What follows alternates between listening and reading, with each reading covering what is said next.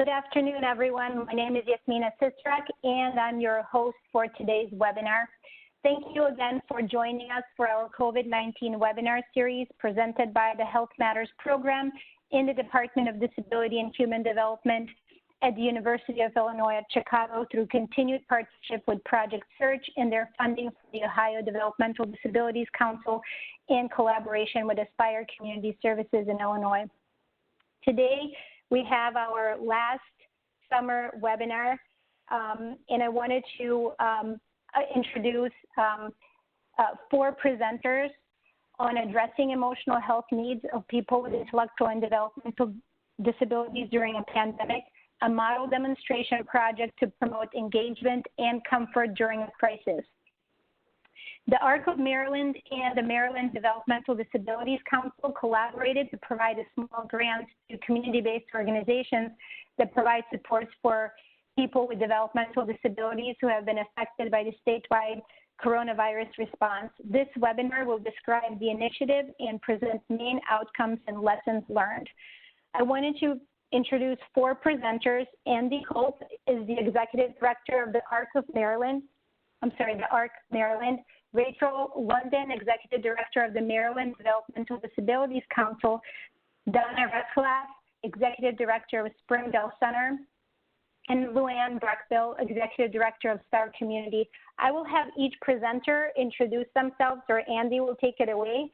That way we can make sure that we're moving along. As always, these webinars are captioned, and also we are recording them. The PowerPoints will be available in recordings within a week of the webinar. So Andy, welcome. Great, thank you, Jasmina. Can you hear me?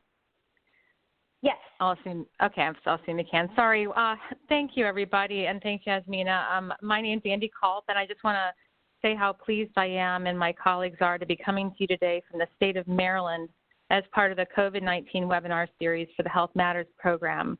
And today we're presenting a model demonstration project in partnership between the Maryland DD Council, the ARC Maryland, and providers of home and community-based services that rose up at the start of the pandemic to address emotional health needs of people with IDD. So before we get started sharing about the project, I want to introduce the people that will be presenting today.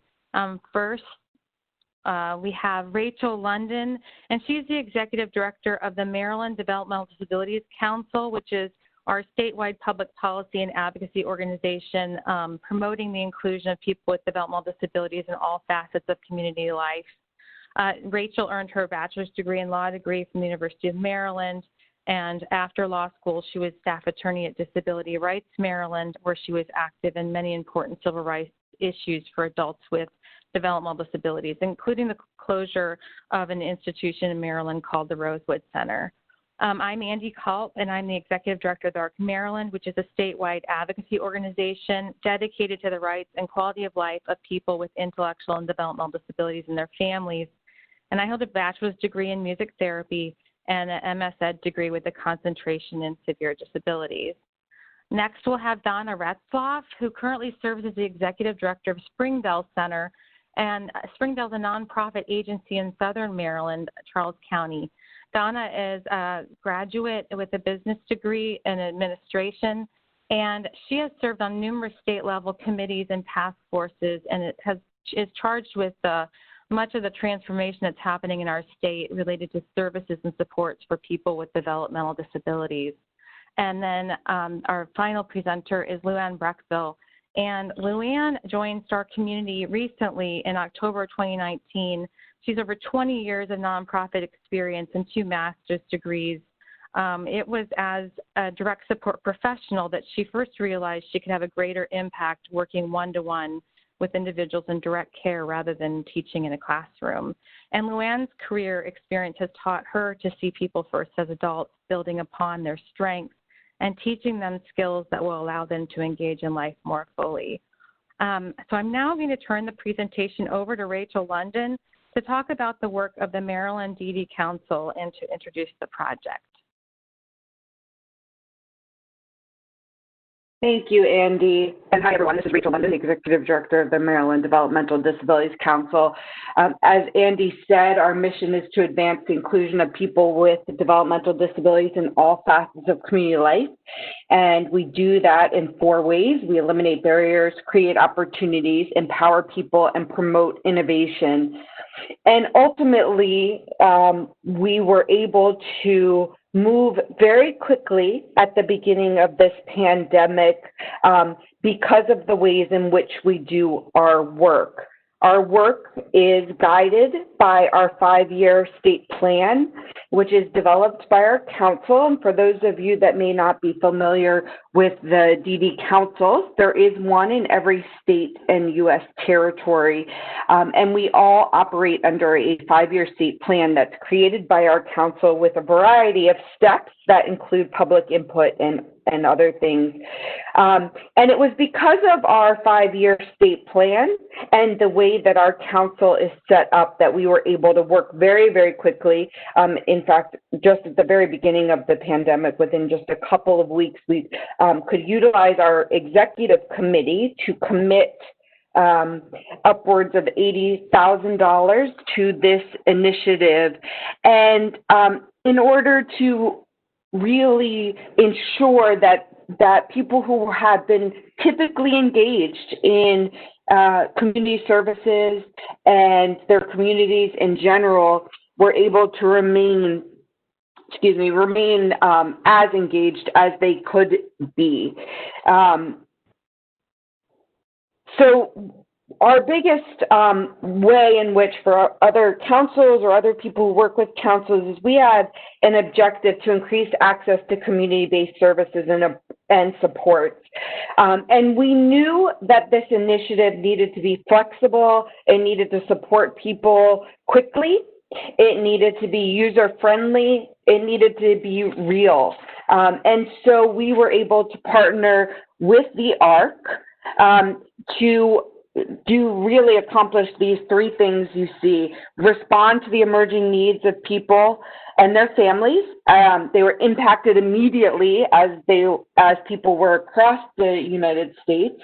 And we wanted to continue to build and maintain community capacity to support the needs of people with DD, and whether that was to remain connected to friends and family, whether it was to remain connected and engaged with peers. People were no longer able to do what they normally did during the day, whether that meant working or seeing friends or whatever meaningful days were in their lives. And ultimately, we wanted to make sure, as we do for all of our initiatives, that it informs system change efforts. And in this case, to inform system change efforts for future disaster preparedness and emergency response. And that is true in Maryland, and that can be true in other states with the lessons learned, which we will get to later in this presentation. And I just want to point out, too, that the council, most of the councils, I would say, do all of our work in 2 ways. The Maryland DD Council definitely does. And that is, one is our policy work for systems change, and the other really is our grant funding work. And you see here that our funding opportunities are sort of in 3 big buckets. And this one, we moved very quickly with the partnership with the ARC, and then a process by which there was a very quick application process for community-based providers. So I'm going to turn it back over to Andy to tell you a little bit more about how we did this, and then more importantly, some of the outcomes from the community providers. Andy? Thanks, Rachel. So just to give you a little brief background of the ARC Maryland, we were first established in 1960 in Maryland by parents who sought a better life for their children with intellectual and developmental disabilities. And it's our mission to create a world where children and adults have and enjoy equal rights and opportunities. So Rachel mentioned moving quickly, and this is how quickly it moved. In Maryland on March 12th, with pandemic cases on the rise, our governor issued executive orders that raised the MEMA activation level to full, and he activated the National Guard. He put a ban on mass gatherings and closed adult day centers, and that meant a lot of our disability-related adult day centers closed as well. Schools were also announced to be closed beginning March 16th. So by the 13th, the ARC and the DD Council had been talking, and we had already developed a draft, a framework for this model demonstration project. We developed a policy document which guided a really brief 2-page application and a 1-page budget form. And by Monday the 16th, all those materials were finalized and posted and made available. We had a grant, we had an information call on the 18th and opened the grant for proposals that same day. So we're talking less than a week from conception to being able to make those opportunities available to people, which is, I know, unusual, but it was really important to all of us to get this money and these resources out to people to try to make the most impact. We then reviewed applications received on a daily basis and made decisions and notified people of their grant award within 24 hours of the decision so we could get that money out the door. There was no requirement of the grantees to match funds, and I think that was important because of all the uncertainty that was surrounding us. Although a match of in-kind, time, and or money to the project was encouraged by the ARC Maryland to the subgrantees because the ARC still needed to commit at least a 25% match of in-kind and financial contribution to the project. So if we weren't going to be able to document it from the people receiving the small grants from the ARC, we were going to have to come up with it. And we felt we could. We balanced risk with reward.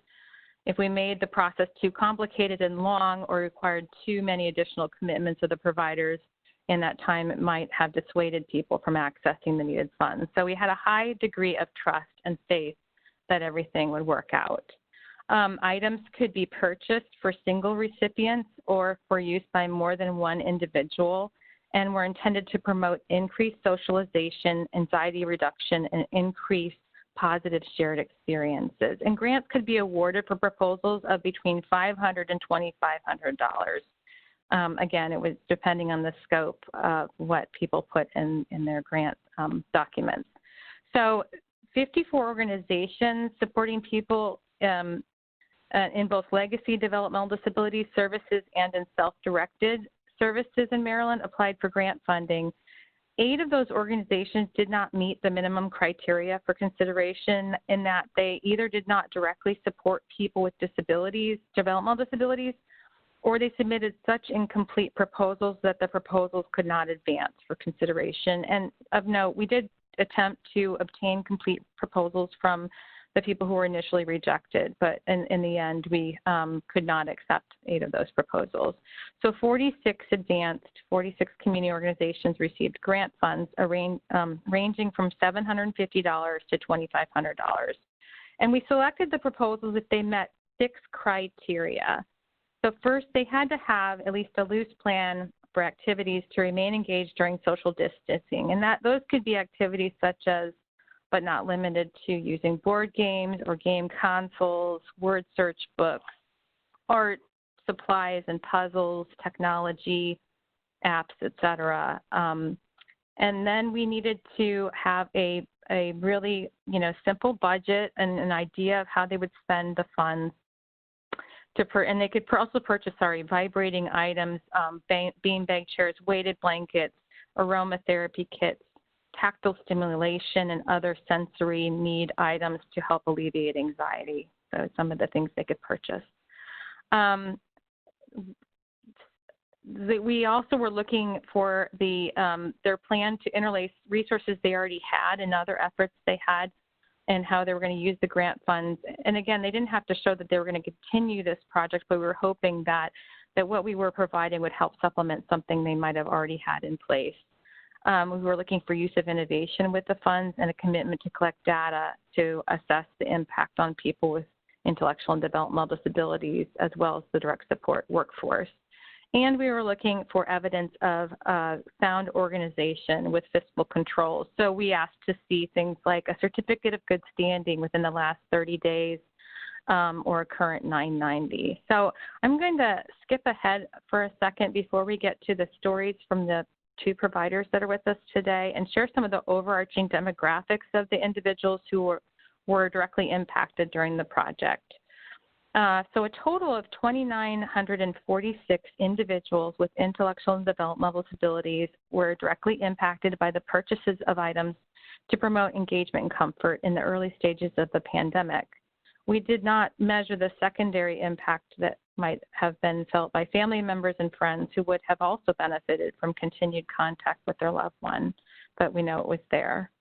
Of the 2,946 individuals, 28 people were between 1 and 18, 376 were aged 19 to 29, and most people with intellectual and developmental disabilities were between the ages of 30 and 65. 410 people were 66 and older. 42% identified as women and 58% identified as men, and nobody identified as other. And we were able to impact people in 21 counties in Baltimore City. So Maryland has 24. So that's statewide impact, which we're really happy about. Now I'd like to turn it over to one of the organizations that received grant funds.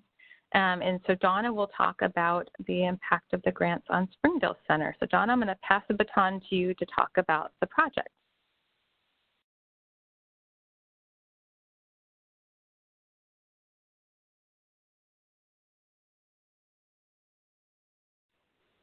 Donna? Can you hear me? Yep, we can hear you. Okay. Okay, so did you hear me or did you just click me on? I think you were muted on your end. Okay. So okay. Start over. Okay. So good afternoon, everyone. I'm Donna Retzloff, the Executive Director of Springdale Center, and I am really excited to be here to share with you how this grant has really helped our organization and helped our organization so quickly. So I think we would all agree that we all have COVID anxiety, and we had anxiety when we first heard the word, and we still have the anxiety. And as providers, we all needed to figure out how were we going to promote engagement and comfort during this pandemic. Something in my lifetime, I can say I don't think I've ever gone through, more or less leading an organization with, nearly 160 staff and individuals that we support. And so we didn't know we'd be so anxious, nor did we ever dream we would be removed from our community, our friends, our family, and be so isolated. So when we saw this grant come across, it zeroed in on what we were all experiencing. It was the fear plus the isolation, and all of that equated to a mental health crisis for all of us. It was simple to see. It wasn't just about the people we supported, and it wasn't just about the staff. It was about all of us together collectively. So the grant announcement was presented in a very simplified way with a very simplified process and a very quick turnaround. And so we knew as an organization, wow, we could do this. This could really help us, and we could move very quickly with it. We knew this is what we needed. We did not need tons of red tape. But the key was, how were we going to approach it? So we decided, no life jacket, we're just jumping in. Usually when you get a grant, you think about it, you go over and over, and we already knew what our need was. So we just wanted to jump right in and make this happen. We knew what was most urgent. So we just took a deep breath, and we knew we could implement this. We really wanted to slow the anxiety and the fear down for the staff and the individuals that we supported. So we asked them, what do you think you're going to need? They said, we need tools. We need stuff to do. We're going to need direction. We're too stressed to think about it. Please just send stuff and send it quick with ideas. So we felt like we really needed to support the people we supported and our coworkers together, or we knew everybody would start fading fast in light of COVID, and we had no idea how long this was going to last. And we knew a lot of our people and staff certainly were not used to isolation by any means. So we decided we're going to make it fun. Forget the waiver, forget the plans. You didn't hear that, you guys, but that's kind of what we thought of it. We were going to make it meaningful for everyone. And for the first time ever, we really stepped back and realized whatever project we put together was going to impact everybody across the board. And so this is how the treasure box idea came to life with the grant. We wanted something that would be exciting just by the sheer title for staff to hear. Next slide. So what we knew was it wasn't going to be really important what was in the treasure box, but instead it was going to be what did we do with the treasures. But we had to fill the boxes initially. And so we put things in the boxes such as markers, paint, birdhouses, airplanes, playing cards, acrylic paints with papers, scrapbooking kits, picture frames, musical instruments, sensory instruments, and a projector that would go on the wall. So once we put all of those things together, then we also decided that we wanted to keep it simple in terms of data collection, because while we may not have been too worried about regulations at that point, we were concerned on wanting to make sure we would be able to measure people's happiness. We also developed a survey monkey for staff and participants that they would complete after a period of time with this project. We ordered supplies and we assembled the boxes. We filled the boxes with project instructions because we knew our staff were not perhaps as eager or able to be creative as we wanted them to be, and we knew how stressed they all were, so we wanted to make sure they had the right tools. So each treasure box had a number of items in it, and they all came with instruction boxes, or they could improvise and be creative. We then asked them at the end, as they're doing these projects, if they could share photos and share quotes. So look at the next slide. So you'll see here there's definitely some smiles that have been put on there, and this all started once they got the treasure boxes and started. And so some of the quotes, just for you to see, the ladies enjoyed hearing the voices of their friends and playing bingo, which the houses and where people lived had gotten pretty quiet because people were just scared and did not know what was going on. We had a gentleman who lost a very close friend and direct support staff who supported him for a long time, who passed away during this, and he was able to make a scrapbook of her memories, which was incredibly lifting for him.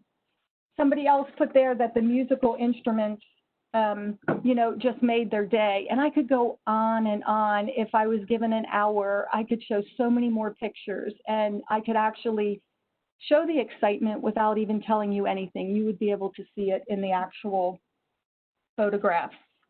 Next slide.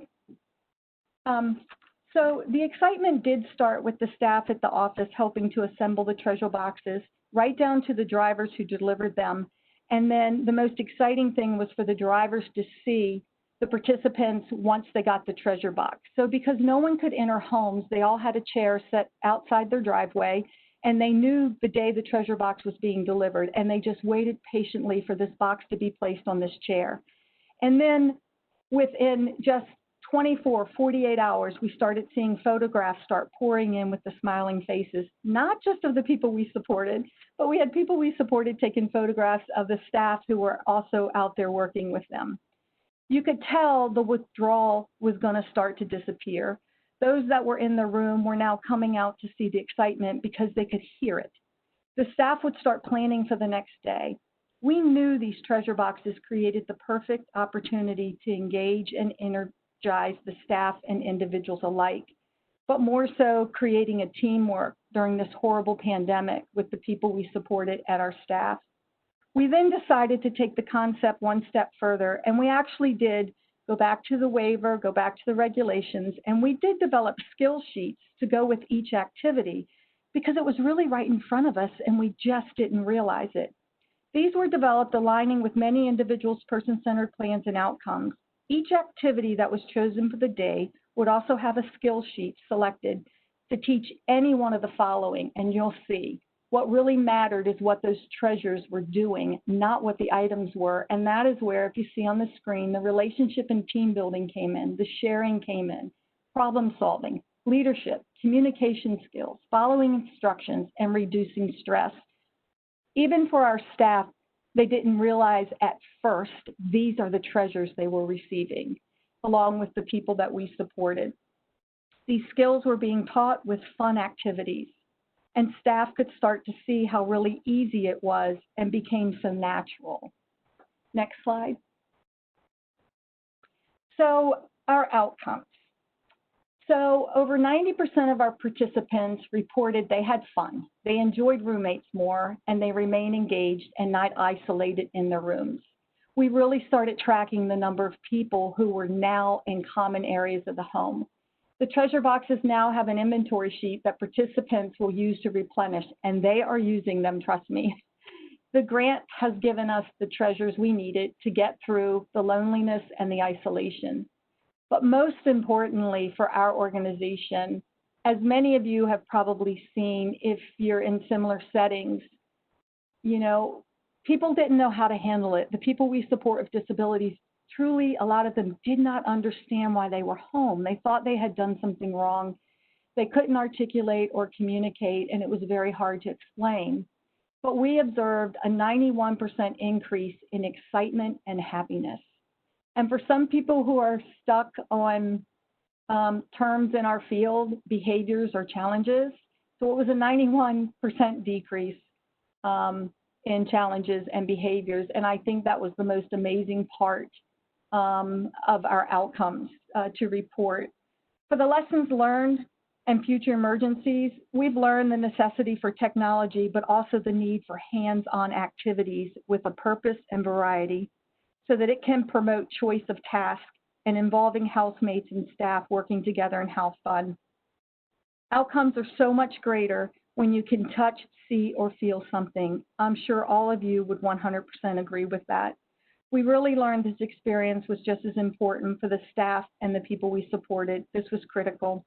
I can tell you, once our Meaningful Day programs resume, we have committed to keeping these treasure boxes stocked in the event of another emergency, or if we have a week of inclement weather and people are stuck home, or if someone is home sick for multiple days. We can only hope in all cases these boxes will continue to lead to a speedy recovery.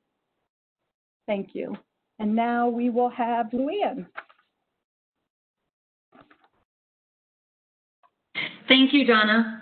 Hi, I'm Luanne Breckville, and I am the Executive Director for Star Community, and I am so pleased to be here today. So we have all heard about the dangers of the gaming system, such as social isolation, potential health issues, and a lack of interest in other activities. But let's talk about the benefits of a gaming system during a pandemic when these dangers are very real with the pandemic. So when we learned of this grant opportunity, we talked with the people that we support and the staff about what they missed most during the quarantine. Many responded that they missed going to the day program, they missed seeing their friends, and they missed doing things with their friends and the staff. So as we thought about what this grant offered through the ARC of Maryland and the Maryland Developmental Disabilities Council, and how we could respond to these missed social interactions, we took inventory about what was available to the individuals. The individuals already had access to board games, arts and crafts, and musical instruments, and these were already part of their leisure time repertoire. So we started to think about how can we create social interaction between the people we serve, bearing in mind social distancing. We started to think about our own engagement with gaming systems and said, hey, let's give it a try. So we purchased 5 gaming systems, additional controllers, 20 and 20 games for 5 of our homes. These gaming systems were utilized by 50% of the people that we support in residential services. Some of the games included Just Dance 2019, which was a huge hit, Sonic Forces, and Zoo Tycoon. Each home had a variety of games, so each person supported in the home could participate if desired, no matter what challenges they may experience. Roommates engaged with each other while gaming and with their friends who lived in a different home. Several of the people supported had friends in the community in which they were able to connect through the Xbox. The people we support and the staff also engaged with each other. So what were the outcomes that we were looking for?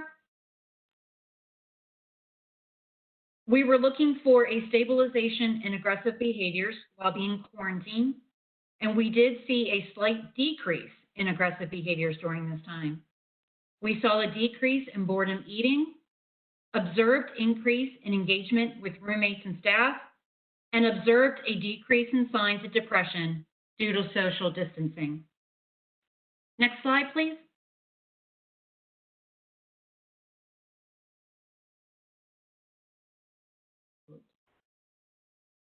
Sorry about that.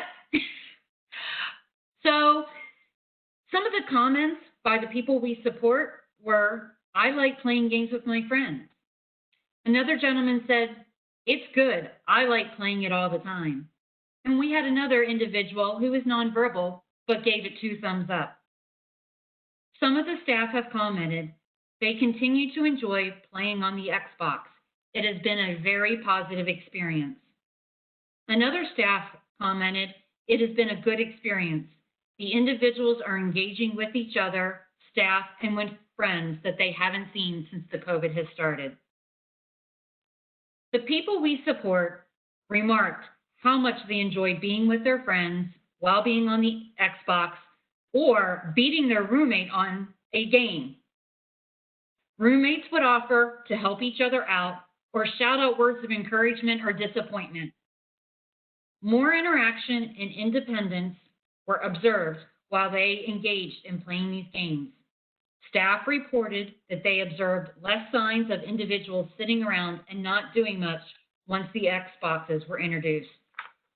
In fact, it was reported that several of the individuals took the initiative to start up the Xbox game or to connect with somebody to play with them. Other observed outcomes were sharing, communication skills, problem solving, and relationship building. Our homes are relatively close together, and before the COVID, many of the individuals we support will go to another home to enjoy supper, walk around the sensory trail, or watch a movie together. The Xboxes allow them another avenue to spend time together, even if it wasn't face-to-face interaction. So we all have heard of, if not experienced, the COVID-15, which is similar to the freshman 15. However, for the people we support that had an opportunity to engage with others or participate in this leisure activity, the boredom eating was decreased. A learned moment for staff was seeing firsthand that the people we support enjoy engaging in typical activities. As STAR is transforming its services to be person-centered, we have encouraged staff to introduce and expose the people we support to activities and events that they themselves enjoy. Staff commented that they enjoyed interacting with the people we support with Xbox and just seeing the smiles on their faces. Staff also commented that people with more challenges than others were also able to engage and benefited from the Xbox.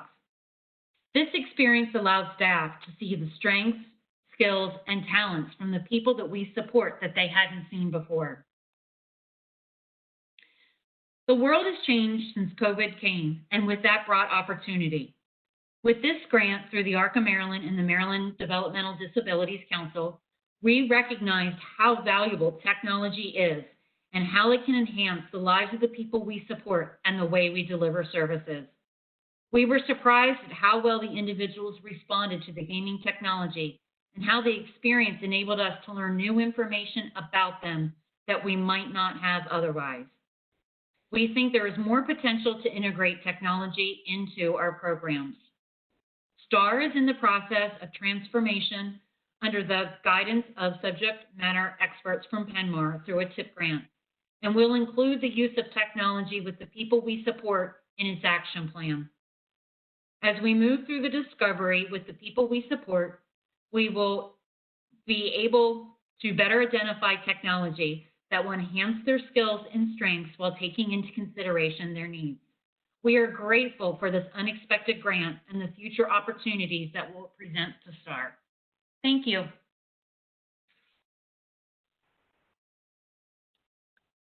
Thanks, Luanne.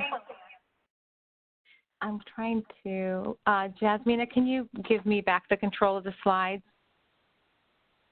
Yes. Thank you. So all organizations submitted final reports. Again, we tried to keep it as simple as we could and just expecting a one-page report with preset fields for organizations to detail their demographics, their outcomes and metrics, anecdotal comments they had, in-kind or financial support that they were able to lend to the projects, and some overarching comments about the grant and process. So upon review of the outcomes submitted by the participating organizations, there were some outcomes that stood out as overarching or common to almost every subrecipient. And before I get to these outcomes, I want to note that through the reporting, we were able to document over $70,000 in financial and in-kind support from the provider organizations. So we blew past our goal of trying to make sure we had at least 25% of the total grant in in-kind contributions. So the first overarching outcome we saw was a reduction of behaviors of concern. In the individual stories provided by the subgrantees, we noted that many of the organizations initially feared that they would see an increase in the number of maladaptive behavioral incidents during this time.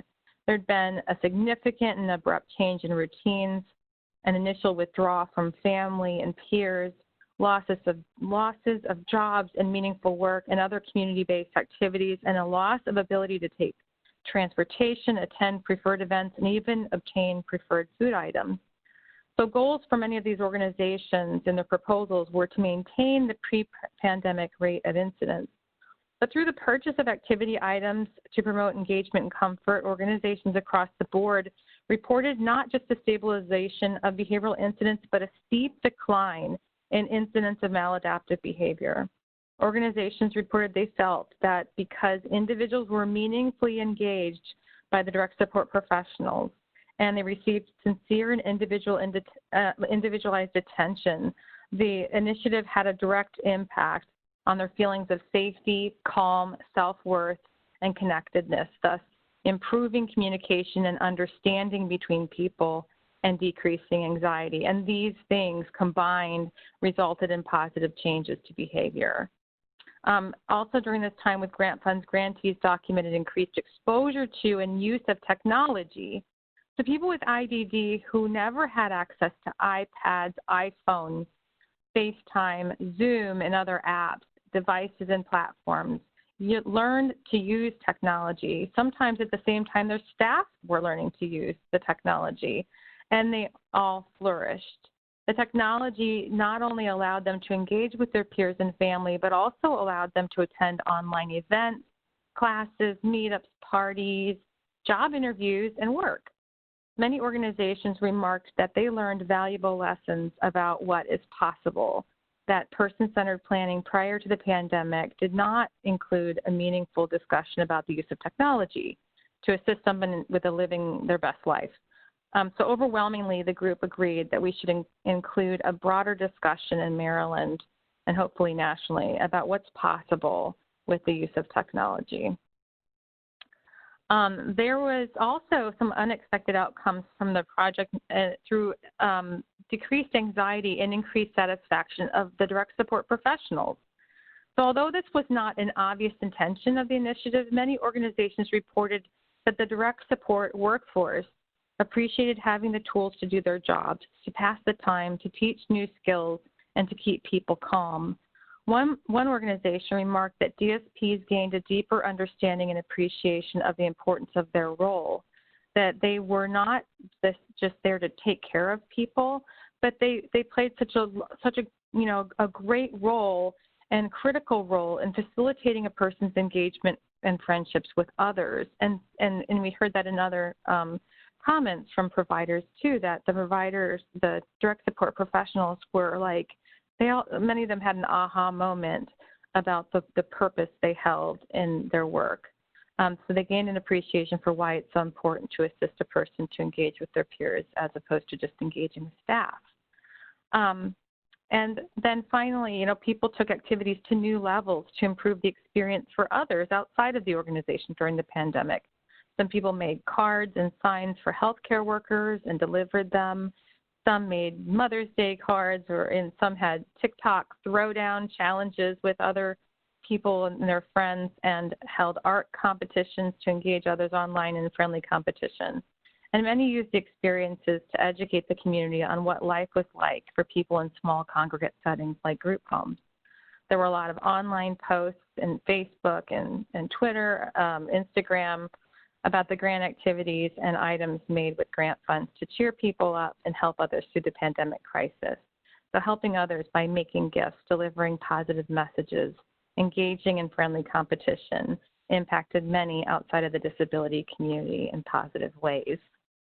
Overall, the stories we received show that the Engagement and Comfort Initiative truly did accomplish its goals of increasing engagement of people with intellectual and developmental disabilities during the pandemic and provided comfort to decrease anxiety that may otherwise have developed out of isolation and fear. So the next couple of slides I won't linger on because we're running out of time and I want to make sure we get to some other really important information before we go to questions. But I wanted to share some quotes from a couple of other grantees who took part in the model demonstration project. And then I'm going to turn the mic back over to Rachel to conclude with additional overarching findings and implications for the future. Rachel? Thank you, Andy, and thank you, Donna and Luanne. Always love hearing how people's lives were impacted by these.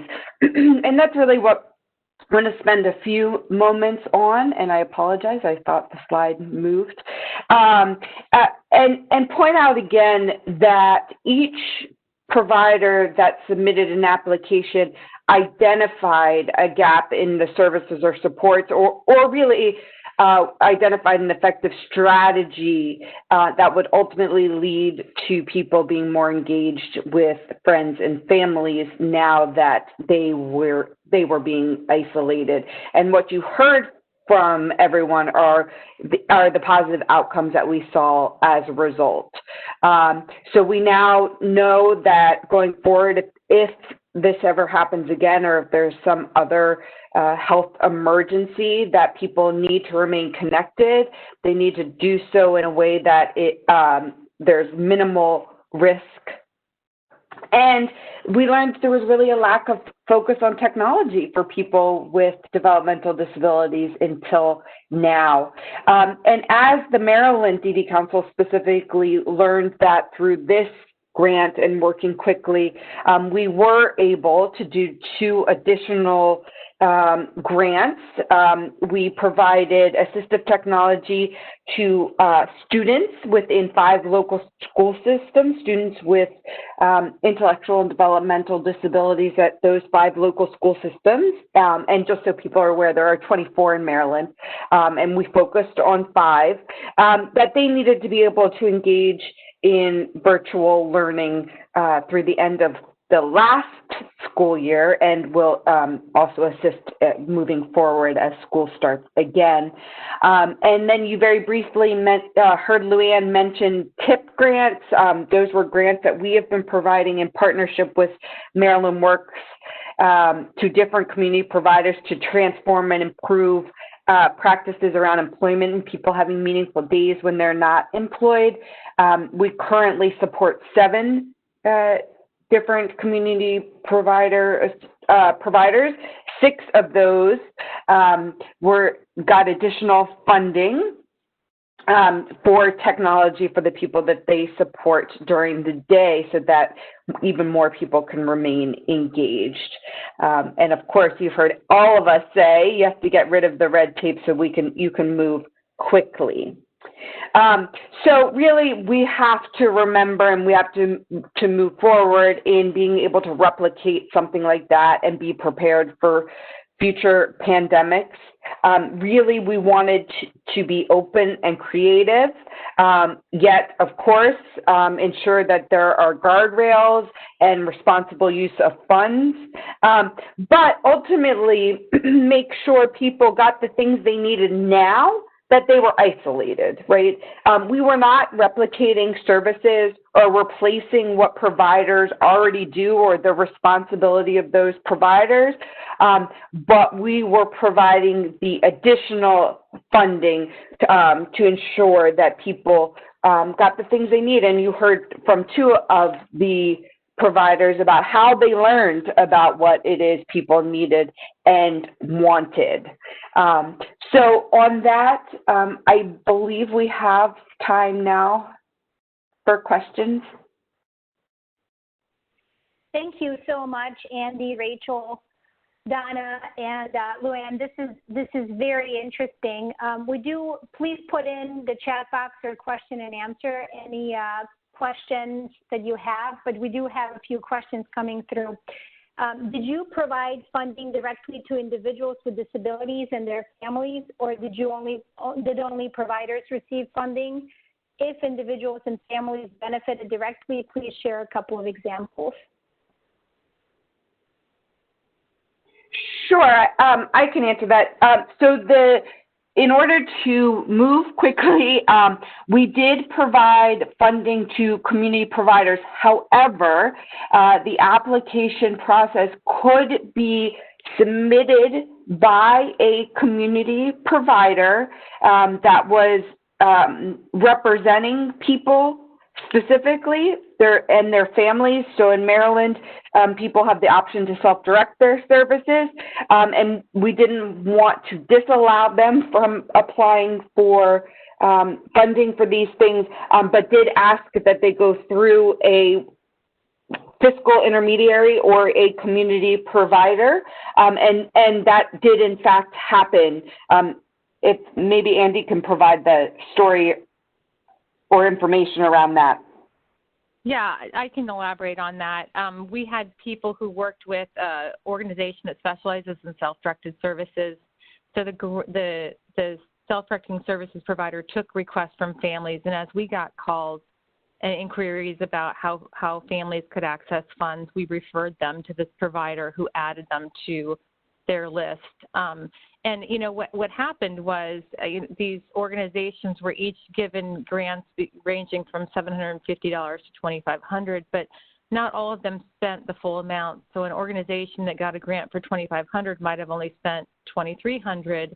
And so when we had a little bit of money left over, we were also able to allocate that remaining money to this organization that was supporting the requests from families. So we ended up, fully spending the money and working really closely with the provider that was trying to make sure equal access was provided to people not direct, in traditional services. Thank you. I wanted to talk to kind of moving forward. Are all the grants completed, or what activities will you maintain as you move forward, meaning within those organizations? Are you still connected with those participating organizations, and what are the plans for the future? And it's probably on multiple levels because we have multiple level presenters here. Yeah, I don't know, Donna, you want to take this one on what you're going to do? The grant has been fully expensed. But I think the providers learned a lot about what they need to do in the future, and they're taking the baton from here. So, Donna? Right. As I touched on a little bit, we realized the impact that the treasure chest did have. And so we got to thinking about the future. And if there was another pandemic or another emergency, we're already going to be prepared with these boxes that are going to be full. In addition, we thought, once we saw the effect that it had immediately on the people we were supporting, we got to thinking about when we're closed 3-4 days for weather, or if somebody has gotten ill and has gotten out of a hospital or is in a hospital, just how effective these tools and activities would be to be able to come in with this treasure box. And it's really hard to explain until you really see the faces, as I'm sure you could imagine. So these treasure boxes are going to be with us for a long, long time. We're just going to look for other resources to try to keep them full. Thank you. And a follow-up question to that is sort of going back to your outcomes and the documentation of outcomes.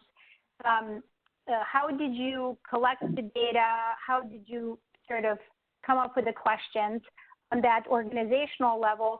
And then for Andy and Rachel, how did you decide on what data you would want to collect? So for us as an organization, we came up with very simple data collection sheets, and one of the questions that was asked first was, how active or involved has the person been? Do they seem to be isolated? There was just a number of questions that they could just ask, kind of like a baseline. And then after each activity from the treasure box, they'd fill out one of these very quick, because staff, they didn't want to have to spend a lot of time writing. They got to check off on boxes of if there was improvement or not improvement, or if the person liked it, or if they were engaged. I think one of the things that was probably the coolest was, we're always trying to teach like leadership and sharing and problem solving and all of that. And I think as providers, sometimes we tend to make it so complicated as to how we're going to run that goal, how we're going to collect that data. And what we found during this pandemic was, it's just play a game of cards. And now let's see if we can teach Carolyn how to share. It's just have that art project and then have the 3 or 4 people that are there vote on the one they want that they think is the most creative or the brightest in color. And that's where we really started to see that those skills are there, but as providers, sometimes we're too challenged and make it too difficult to get those great results. And so that's what we tried to pull out of our data sheets. Thank you. And did the staff ask the questions to individuals with disabilities, or did the staff do just observations?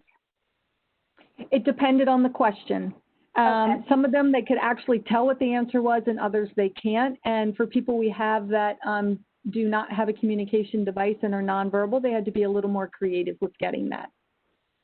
Okay, thank you. Yasmina, can I just add that in terms of the structure of the grant, we wanted organizations to tell us how, what materials they felt they needed to promote engagement and create situations of comfort. And so the application asked them to describe their expected outcomes and then asked them how would they demonstrate that they achieved their outcomes. So they were able to decide how they were going to gather data, either through surveys, direct observation, self-reports, incident reports, et cetera. It was kind of a coincidence that a lot of the grantees, most of the grantees, decided to look at incident reports for one indicator of reduced anxiety. Oops, sorry. That sounds really interesting because it was basically self-driven on account of community-based organizations. You did not demand a specific way of collecting the data. Yeah. Yeah, correct. That's really interesting. Yeah. Let me know if there are any other questions. I'm waiting in the chat box. Let me see.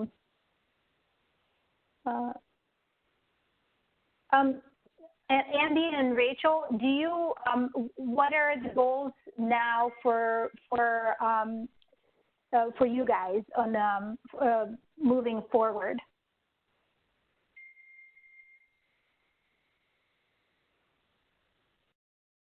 I'm here. This is Andy. I was trying to see if Rachel would unmute as the DD counsel. Our going forward, what we're going to use this information for is we've completed a final report. It's pretty extensive, and I think this will help our advocacy as we look to our state to make technology more available to people with disabilities, and we look to educate families on the importance of technology in the lives of their adult children with disabilities and providers, because now we have some data. And yeah, it's not, like we said, it was a little flexible, but we do have some good reporting that shows across the board the benefits of, the use of technology in people's lives and how it should be a bigger part of the planning process as we look at what people need to make them as independent as they'd like to be.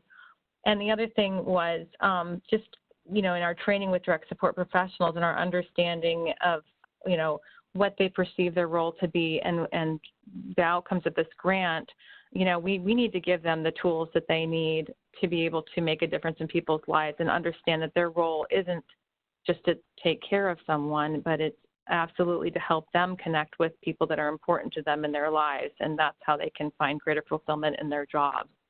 So that's my perspective, and I don't know if Rachel, if you have anything to add to that. Sure, I would echo everything Andy said. I think we are already seeing and using information and lessons learned around technology for children and adults, right?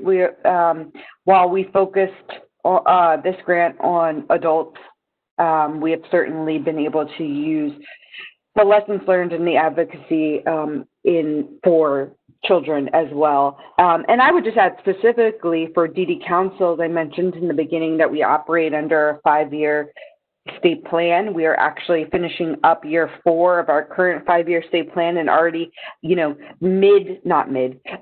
the beginnings of developing our next 5-year state plan that will start next October. And as a result of all of this and all of the lessons learned and all of the things that we now know about this pandemic, but potential future health emergencies, that really has been guiding the thought process and the discussion of the council members and their recommendations for our 5-year state plan moving forward and incorporating those not just emerging needs, but ensuring that we can both in our policy work and our grant funding work address the needs of people and their families based on the lessons we learned through this grant. And Andy and Rachel, I'm getting a couple of the same questions. Will you be sharing this report? Actually, there is a representative of DD Council from Wisconsin. They're working on some technology, work on technology and using it to move forward policy recommendations to their state. So will we be able to look at the final report? Sure, we can share the final report, and certainly to my colleagues at other councils, I'm happy to share anything in terms of how we got there and additional lessons learned. Also, we should mention that quite a few councils, we are not the only one that move forward quickly with an initiative like this. So councils across the nation were able to really impact the lives of people with DD and their families with grants similar to this or closely similar to this. But yes, we'd be happy to share final report. And if anyone wants to replicate a process like this and you want to check out the policy document we created, an application and things like that, they're still up on our website, and that would be www.thearcmd.org, and you should be able to find the process and information there. So not the report, but the whole process, if that's helpful. We will include that website as a resource, and I'm going to look for it right now so I can include it in the chat box for everyone. Any other final sort of conclusion words or anything? I just wanted to mention to all the attendees, thank you. I know a lot of you have been attending multiple webinars. This is our last one of this summer series. We are working on bringing you additional webinars in the fall. We're going to take a short break here in September, but we are gathering presentations from community-based organizations and service providers that are very similar to today's presentation, basically looking at some very applicable ideas and projects and programs that you may be able to replicate in your organizations and with individuals that you support. So stay tuned. I have your email addresses, so I will be sharing that.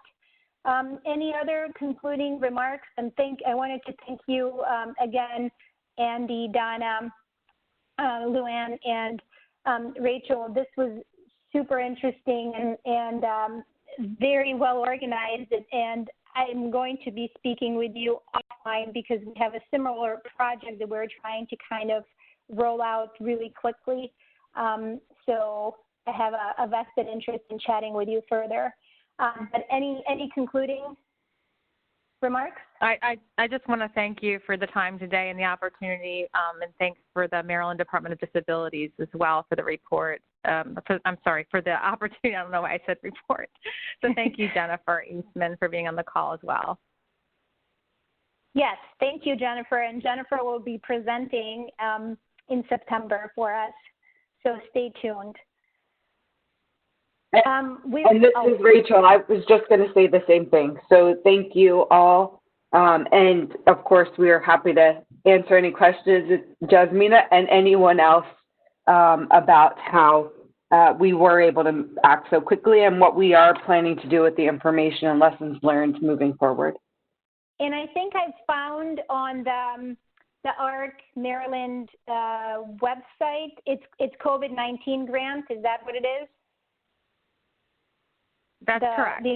Okay, so I'm just posting to all participants in the chat box that direct link so you can take a look.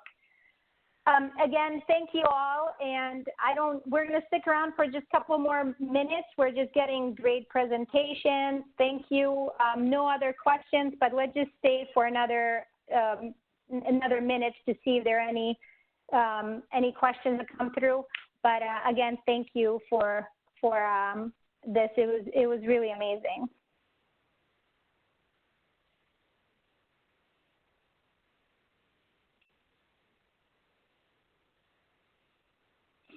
We're getting comments. Thank you. It is great to hear from service providers about what they're doing to work directly with people with disabilities. And these are the things that really we want to bring more of these types of presentations.